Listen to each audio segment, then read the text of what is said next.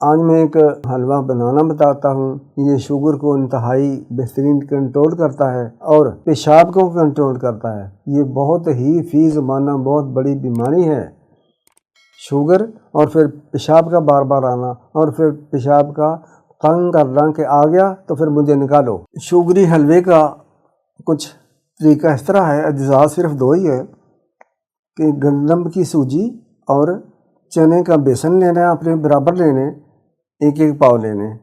ان کو الگ الگ بھوننا ہے، کوئی بھی گھی ہو، دیسی ہے، ولائتی ہے، زیتون والا تیل ہے، ٹھیک ہے۔ اس میں آپ نے بریاں کرنا ہے، جلانا نہیں، نہ کچا رہے۔ اب اس کو سنبھال کے رکھیں، اور جتنی بھی ضرورت ہے، خواہش ہے، 1 چمچ ہے، 2 چمچ ہے، یہ ان دونوں کو آپ نے بنا لینا ہے، ٹھیک ہے۔ اس میں کوئی بھی گھی ملا لیں، اگر دیسی ہے تو زیادہ بہتر ہے، پانی کی بجائے اگر دودھ بنا لیں زیادہ بہتر ہے، ٹھیک ہے۔ اگر دودھ میسر نہیں ہے، خشک دودھ بنا لیں، اگر وہ بھی میسر نہیں ہے تو پانی میں ہی ایز اے حلوہ تیار کریں۔ اس میں آپ نے شکر، گڑ، چینی کوئی چیز نہیں ملانی، ملا لیں، آپ کی مرضی ہے۔ اب یہ حلوہ تیار ہو گیا ہے تو آپ نے جتنا مرضی چاہیں، 1 چمچ، 2 چمچ، 1 پاؤ، آدھا کلو کھا سکتے ہیں۔ یہ صبح شام کر لیں، سحری کے بعد، یعنی کہ سحری کے وقت یہ جتنا کھا سکتے ہیں وہ کھائیں۔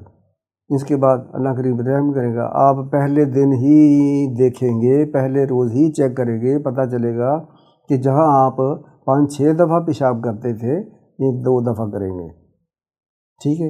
اور اسی طرح آپ نے افطاری کے بعد لے لیں اور مسجد چلے جائیں، تراویح پڑھیں، آپ کو پیشاب تنگ نہیں کرے گا، سویفٹلی، ریپڈلی، یہ نہیں بولے گا کہ ابھی چلو، ٹھیک ہے۔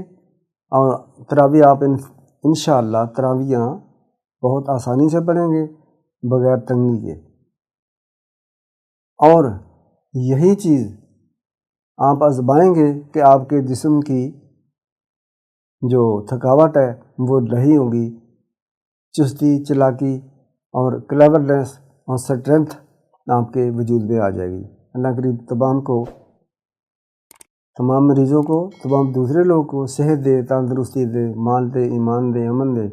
میرے لیے بھی دعا فرمایا کرے، اللہ قریب رحم کرے۔ السلام علیکم۔